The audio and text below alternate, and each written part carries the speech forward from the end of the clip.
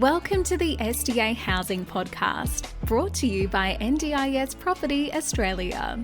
Before starting this episode, we need to provide a general disclaimer. Information contained in this podcast is general in nature only. It does not take into account the objectives, financial situation, or needs of any particular person. You need to consider your financial situation and needs before making any decisions based on the information in this podcast. And you should consider seeking independent and professional advice for your personal circumstances. All right, let's begin. Hello there, my name is Debbie from NDIS Property Australia, and you're listening to the SDA Housing Podcast, a show that explains, highlights, guides and brings awareness about all things SDA in this ever-changing NDIS world. I have the stars of our research and feasibility team with me here today, Lenore and Denise. Hi, ladies. Hello. And we're going to be just reviewing a recent thing that came out from the Housing Hub, their accessible housing and support data snapshot, released as of the 30th of June 2025. Now, this refers to some data that is from the NDIS, the data that we look at all the time, but also Housing Hub data, which has come from searches on the Housing Hub platform. If you're not familiar with the Housing Hub platform, it's probably the number one disability housing online search portal predominantly for rentals. They do have properties for sale there as well. It's predominantly for SDA, but they also have non-SDA disability homes for SIL. They also have medium-term accommodation and short-term accommodation listings. So they are, pretty much the go-to place to find anything that might be coming up or available in terms of renting disability homes. Now, let's just start, I guess, with the main Housing Hub data. On the first page, they are talking about basically searches and what the seekers are looking for. And obviously the seekers predominantly are going to be participants or people looking on their behalf.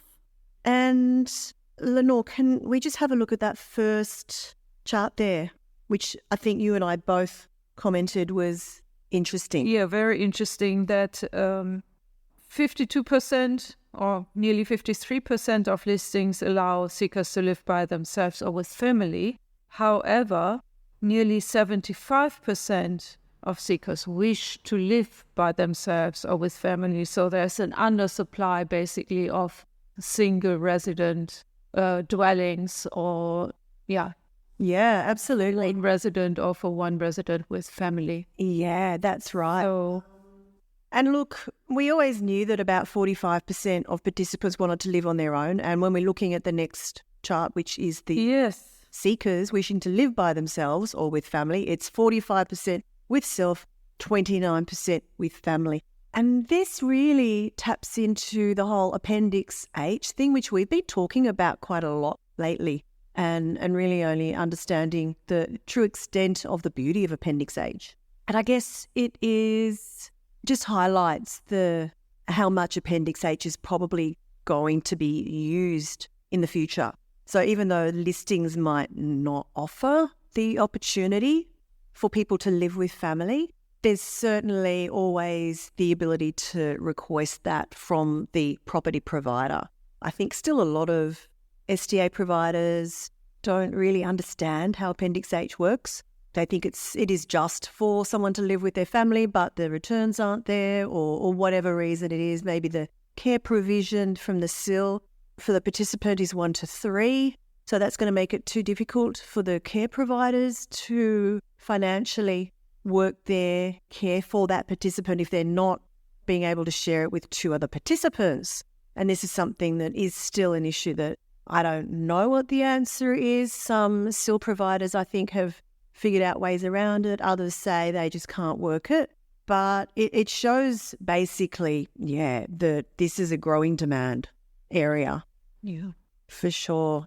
Another interesting thing is the next figure on this same page, that nearly 70% of seekers are not satisfied with their current accommodation. That's a lot. That is a lot. Yeah, that is really telling. And 40% are very unsatisfied.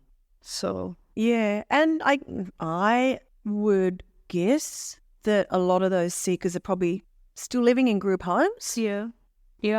yeah, and struggling to find something that's suitable because maybe it's just not in the right area. We know the huge disconnect between properties in the areas they're needed and properties in the oversupplied areas where they're not needed. And that, I think, highlights that. only just under 10% of participants are actually satisfied, and 21% are sort of neither nor. Yeah. Undecided. Makes me wonder that the 10% that are satisfied, they're still logging into Housing Hub. Yes. Are they still looking? I don't know. Maybe they're just looking for something better, even though they're happy with where they are, just to see what's out there. Yeah. I know I occasionally jump on realestate.com and see what else is out there. Denise, I was going to ask you just to tell us the snapshot of what's on the next page, the specialist disability accommodation numbers. So what we've been provided here is some of the NDIS data as well as the Housing Hub data, sort of comparing it. So we know that we've got new numbers for SDA participants and the funding. Do you want to run through those figures? So the data from this Housing Hub reports notes that there's 24,761 participants with SDA funding.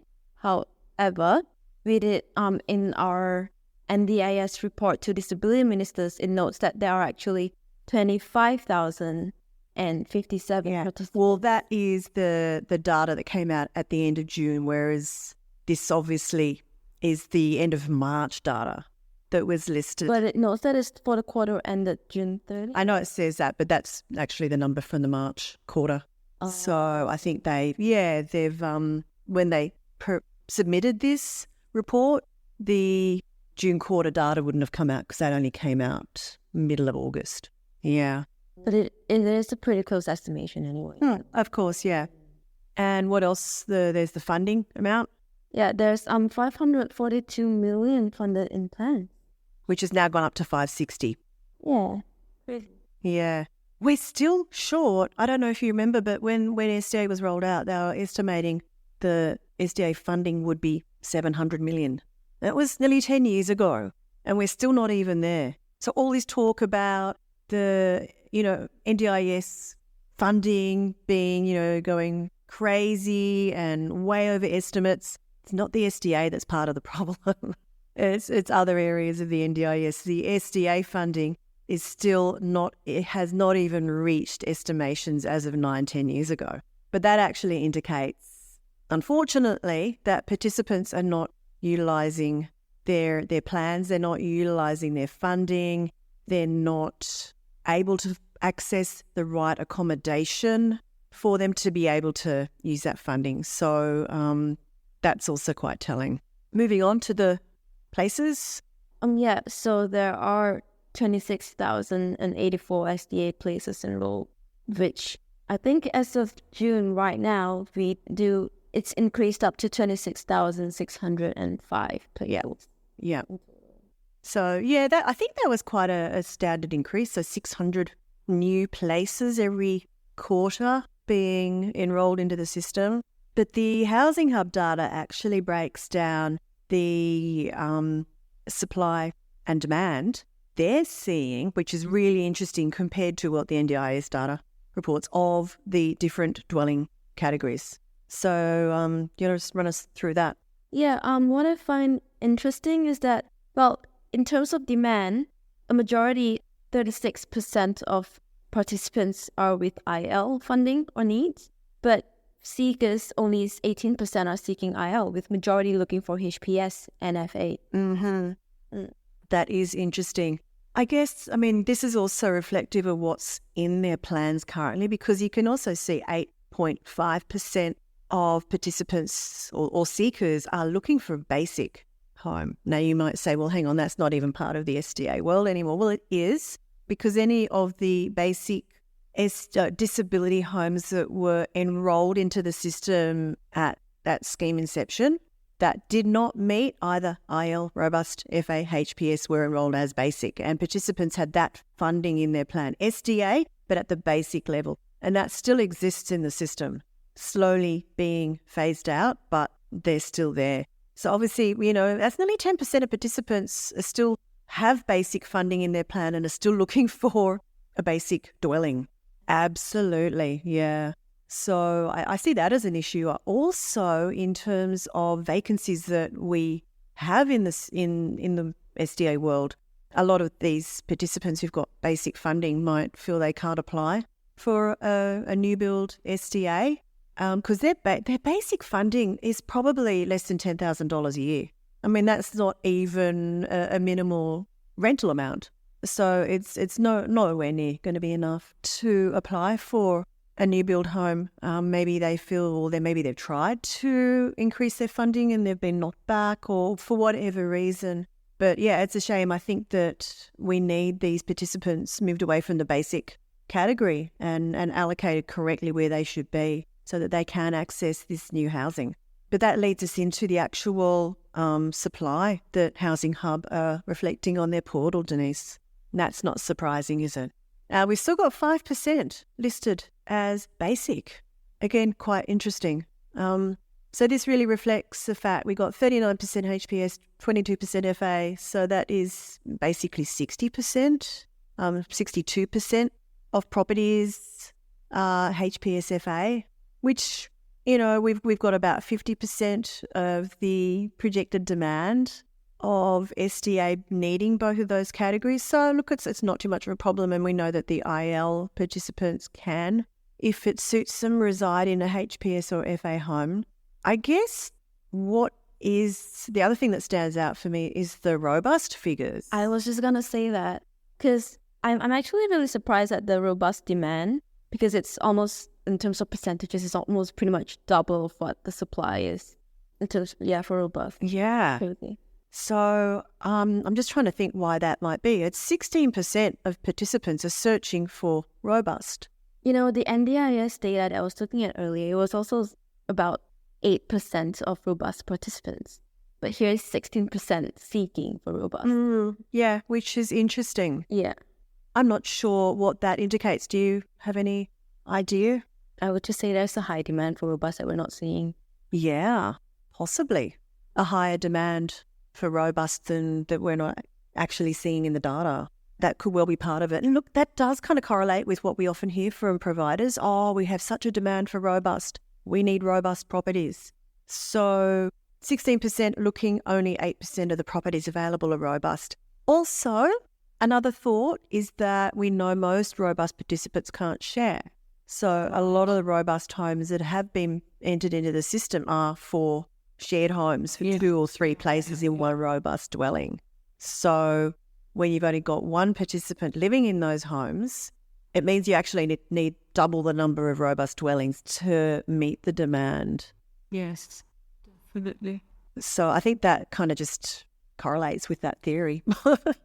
I don't know. That's my guess. Anyone who's got a different opinion as to why that might be, we'd love to hear from you. I'm not going to bother with that map of Australia. We will have a copy of this snapshot for you to download in the episode description. But it is just a general oversupply across different states of Australia, and sort of telling us what we know. But it's statewide, so it's kind of relatively meaningless because it varies so much from area to area within a state. Prime example, Melbourne, we know which areas are massively oversupplied, and we have huge undersupplies in other regions. So you can't just say that Victoria's oversupplied. So briefly, we might just touch on the other information that they've got here, which is the SIL supports and places. So the Housing Hub doesn't just advertise SDA, it also has disability housing for people that for houses and for people that are looking for something that's not SDA. And we've got the number of of SIL participants listed, being 36,432 at the time when this report came out. It's now gone up to 36,691 participants have SIL funding.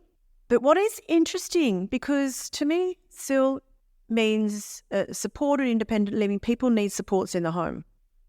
Yes, I find it really surprising that more than half of participants want a home without support. Yeah. So That's incredible. Yeah, whereas we have 23% need 24 hours. Yeah. 8% want it just during the day. 2% want it just in the evening. And then, of course, we have OSS. 14.6% of participants only want OSS. Good question, Denise. OSS is on-site supports, and this is relevant to apartments only. So in the apartment model, and we will have a podcast where we go into this in far more detail because it is a very complex area. You've got, firstly, your OOA, your on-site supports, which may or may not provide individual supports to the participant living in an apartment. But the participants also have funding to access the OSS, the on-site supports, which may not provide their regular daily supports, but is more of an ad hoc as required emergency support provision. They do have an apartment-funded participant, SDA participant, will have a particular amount of funding in their plan. I think from the top of my head it is $7,000 or maybe $12,000. I think it's $7,000 per year that covers on OSS funding. Now, of course, this is not really relevant to SIL, but it's the same concept. So they really only need access to emergency supports if, they have a fall and they need assistance, or if they just something has happened outside of the time when their regular carers are there looking after them and they need help now. They, may be able to wait an hour or two for someone to get to them, but they can't wait all night. The good thing is that 27.7% of properties advertised do have on-site supports. So again, this is something we're delving into. We're learning more about all the time, how OSS works in the SIL world. Not so familiar with. We really have been looking at it specifically in relation to SDA properties, but 12% of properties have no support, whereas 51% of seekers don't want support. So there's a bit of a mismatch there with the properties offered. I don't really understand what that actually means. If you have an SDA property and you These are not SDA, these are SIL properties. Okay.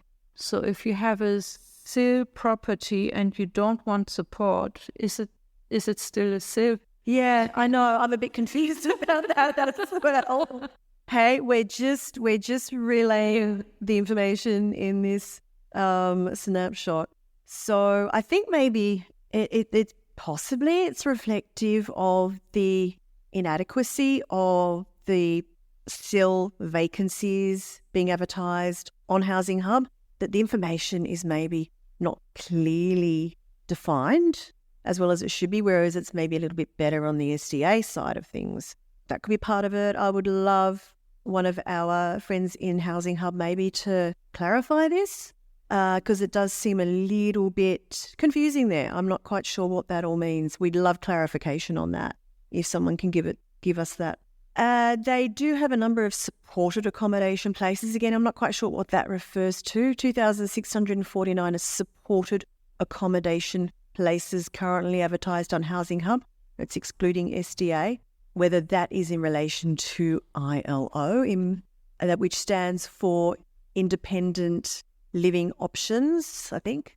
And that's another form of housing funding for participants to have more individual ways of living in a supported environment. And it might just be sharing a home with other flatmates who are actually sort of tasked with providing a lot of their care, but it's not officially SIL or it's not SDA. It's another facility again to just allow people more independence and more flexibility in how and with whom they live. We still have short-term accommodation searches, 13,087 searches, 12,067 vacancies. That's maybe a little bit more confusing these days with the changes that happened last year for short-term accommodation.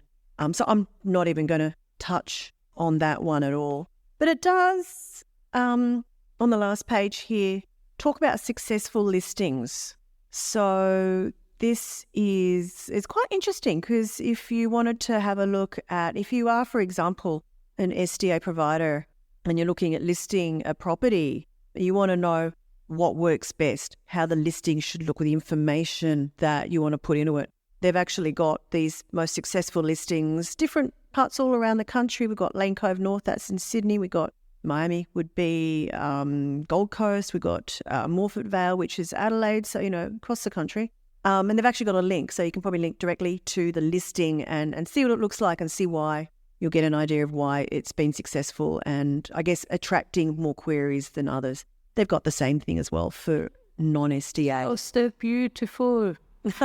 Beautiful, great photos, videos, a lot of supporting information. Yes. Such as what maybe is missing from the still properties, the supported properties, such as no support or whatever we're confused about here.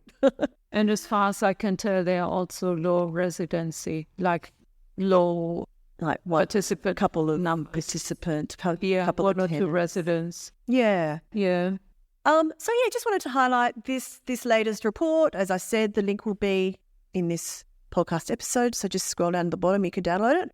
And yes, anyone at Housing Hub who wants to just clarify those non-SDA details for the demand and the supply, just to clarify, particularly in relation to OS and the support and no support, that would be wonderful. Was there any other things that jumped out from this report, Lenore and Denise, that you wanted to touch on?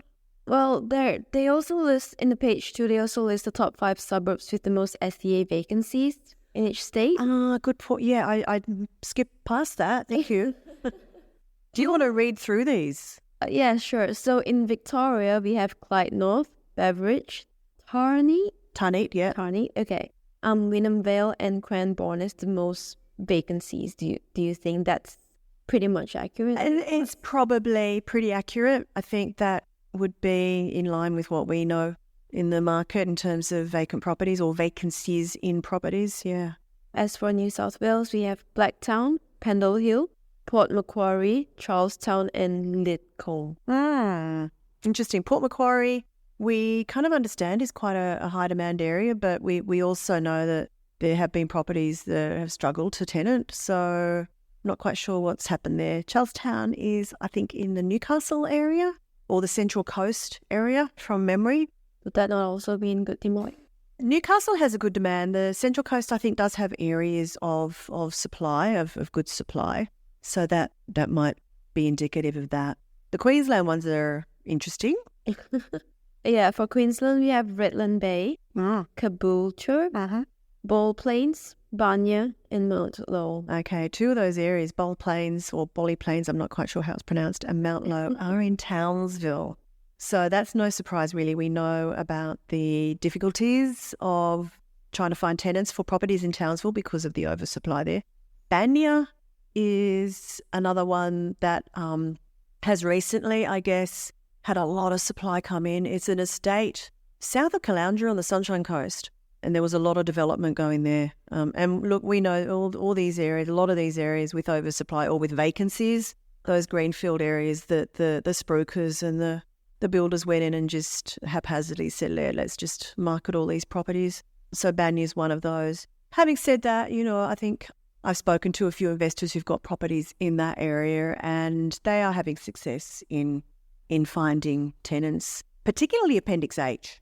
So it's probably an area that maybe would appeal more to families rather than individual tenants to share. So again, always worth considering Appendix H if you do have a property and you do get a query from a potential tenant who would like to live with family or friends or others. Really highly recommend it's considered. Anyway, moving on. Okay, we're continuing. Yes. South Australia, we have Murray Bridge, Davaron Park, Salisbury, Morford Vale and Mount Barker. Yeah. Morford Vale, I think, is one of the areas. No, actually, I don't think it is. That's interesting because I don't believe any of these suburbs are in the northeastern stretch of the Manapara, Elizabeth kind of regions that we know are also very heavily oversupplied. So possibly a lot of those properties are still coming to market. They're still in the pipeline. So that's quite interesting. WA doesn't look particularly surprising. Hilbert, Baldivis, am I saying it right? I think it's Baldivis. Baldivis, Rockingham, Gosnells and Byford. Yeah. So again, areas that we have known for a while. Yeah. Gosnells is an interesting one because I know I've looked at the data recently and it's actually kind of a little nook in between a couple of other oversupplied areas. It itself doesn't seem to be particularly oversupplied, but the fact that there are more vacancies shown there is for a bit of caution, I guess. Tasmania, we have New Norfolk, Old Beach, Sorrel, Margra and Midway Point. Yeah, I'm not familiar with Margra, but I think all the rest are outlying areas of Hobart. And again, same issues with Tasmania, where we're talking about a much smaller scale here. But again, a lot of properties were built in the outlying areas and it's not where the participants, even though it's a much smaller city, participants want to live, where they have always lived and where they've grown up and where their social networks, their families, their supports are. And, even though we might be talking about only a 10 or 15 kilometre distance, in that smaller area, it seems much further. So we know of problems trying to tenant those properties for sure. In NT, Northern Territory, we have Zuccotti, Berrima, Lee Point, Murari and Spring Mountain. Murari or maybe Murray, like we have in Murray in Queensland. Yeah, oh, you're right. So I'm not sure. Yeah, no comment on Northern Territory. I haven't really done a lot of looking into those areas. I have not ever touched Northern Territory. Yes. Yeah. In the ACT, we have Belconnen, Canberra, Denman Prospect and Walden. Yeah, and again, no comment. It's those last three markets are much smaller. So yeah, look, it's interesting. Certainly in the regions that we're familiar with, there's no real surprises there with the vacancies. Okay, well, thank you for that, Denise. Thank you also, Lenore, for your input. And anyone got any questions on this or anything else? Or if you have any topics you'd like us to cover on our podcast, we would love to hear from you. Just reach out to podcast at NDIS. I think it's podcasts at ndis.property. And until then, it's goodbye from me. And from me. And me. Okay, bye. Bye. We hope you enjoyed this episode. Please make sure you are subscribed and following us so you can keep in the loop with all of our upcoming episodes. We would really appreciate it if you could leave us a 5-star rating, a written review, and to share this podcast with those that could benefit. Until next time, catch you on the next episode.